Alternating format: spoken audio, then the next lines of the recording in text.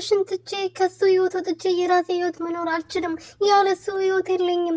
እንግዲህ እንደዚህ ቤተሰብን እንዳስጨነቅኩ አንተንም እንዳሰለቸው አልገባኝም ነበር። እውነት ነው እንዳሰለቸው አልገባኝም ነበር ላልሽው መልስ ልስጥሽ። ቤተሰቦችሽ አይደሉም። አየሽ አይደለ?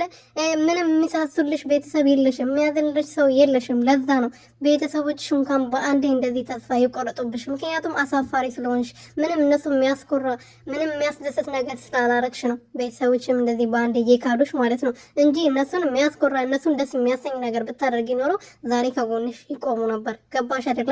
ምንም ነገር ስላላደረግሽ ነው። ወንድምሽ ራሱ በሳምንት ውስጥ ሰለቸሽኝ፣ በቃሽኝ፣ እንደዚህ እየታመምሽ ለአብርሃም እንድትማጸኝ እንድትለምኙ አልፈልግም ያለሽ ማለት ነው። ገባሽ አይደለ? ለራስሽ ክብር የለሽ፣ ለሰው ክብር የለሽ።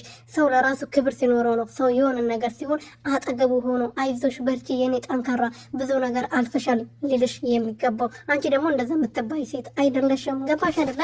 ሰላም ሰላም ቤተሰብ እንዴት ናችሁልኝ? እኔ በጣም ደህና ነኝ፣ እግዚአብሔር ይመስገን። በያላችሁበት ሰላማችሁ ብዙ ትረፍርፍ ይበልልኝ። ለዚህ ቤት ለዚህ ቻናል አዲስ የሆናችሁ ሰብስክራይብ፣ ሼር፣ ላይክ እያደረጋችሁ ቤተሰብ እንድትሆኑ በትህትና እየጠየኩኝ እንግዲህ ሚኪ የሚባለው የወንድም ሽልጥልጥና የእህት ኮቶታ መጥቷል። የመጡት ደግሞ ከአብርሃም ህይወት ውጭ የራስሽን ህይወት ኑሪ፣ አብርሃምን እስከ መጨረሻው እርሺው፣ አይሆንሽም፣ አይጠቅምሽም ብሏታል። እንግዲህ ዛሬ ነው ከእንቅልፉ የነቃው።